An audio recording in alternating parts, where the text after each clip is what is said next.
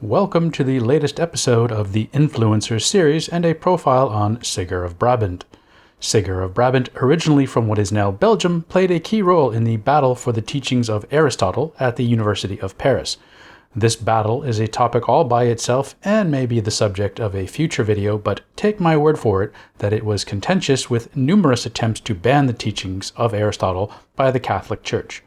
Somewhat counterintuitively, Dante, who placed a pope in hell, put Siger in heaven for his dedication to seeking truth.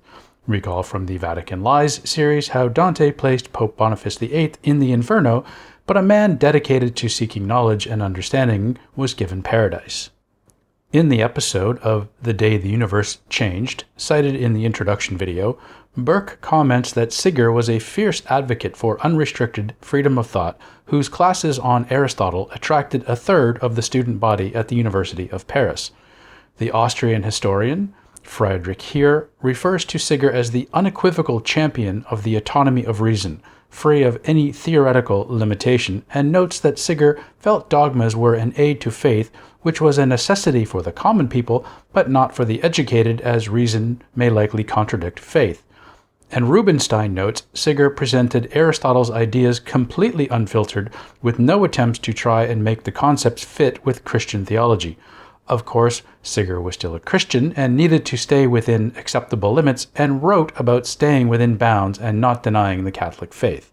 One of those Aristotelian ideas, in particular, would cause a challenge for the Catholic Church.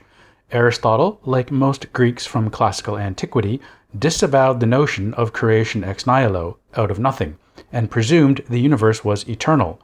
Asserting that the universe is and will remain eternal unleashed a host of theological problems for the Christians opposed to including Aristotle in the curriculum, such as no creation or final day of judgment, which could also lead to questioning the existence of miracles, all issues central to Christian beliefs and Catholic authority. In response to their challengers, Siger and his supporters would point out they were just presenting ideas and speculating on the workings of nature, as the arts faculty was supposed to do. It was the job of the theology department to interpret what to make of it and how it should fit within Christianity, as Aquinas did. Predictably, the traditionalists were having none of it, despite Sigur's proclamations that all this free-thinking philosophy was not a threat to faith. By 1270, once again, some of Aristotle's ideas were being carefully censored by the Bishop of Paris. The reactionary stance of the bishop may have been triggered by Sigur's commentary on Aristotle's De Anima, on the soul, that reappeared in Europe around the same time, in which Aristotle argued that there is a single collective universal consciousness. Any concept that could suggest there was no individual immortal soul capable of suffering eternal torment, a belief indicative of theistic schadenfreude, or to present God as the eternal, uninvolved, uncaring, unmoved mover, which denied both creation and judgment, are just two of the 13 propositions suppressed on pain of excommunication. Rubinstein comments that it would be inconceivable to suggest that Siger and his like-minded masters in the arts faculty had ever taught that Aristotle's unmoved mover should be conflated with the Christian God, noting that these teachers would not only find themselves unemployed, but serving as fuel for the purifying fires. As to enforcement, Rubinstein writes the situation was more complicated, given that Aristotle was the core of the arts curriculum, and that in reality the teachers merely could not assert any philosophy as truth, otherwise they would be forced into making theological arguments and paying lip service to Christian dogmas. The dangerous free thinking that contradicted established religious truths is precisely what led to philosophy being suppressed in the Islamic world, particularly after Al-Ghazali's repudiation of the incoherent philosophers.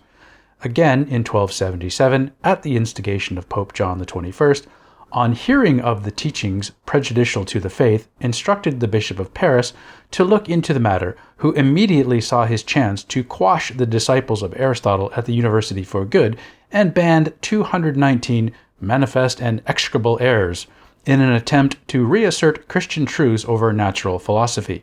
While the teachings were banned in Paris, other universities, such as Bologna and Padua, were bastions of Aristotelian thought, and the new spirit of free-thinking philosophy, in contrast to the theological truths, could not be contained.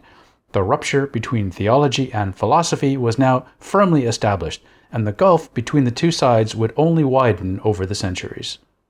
If you like my content, please like and subscribe to get notified of new videos. Please also consider supporting my work by becoming a Patreon sponsor. You can also find me on the following platforms: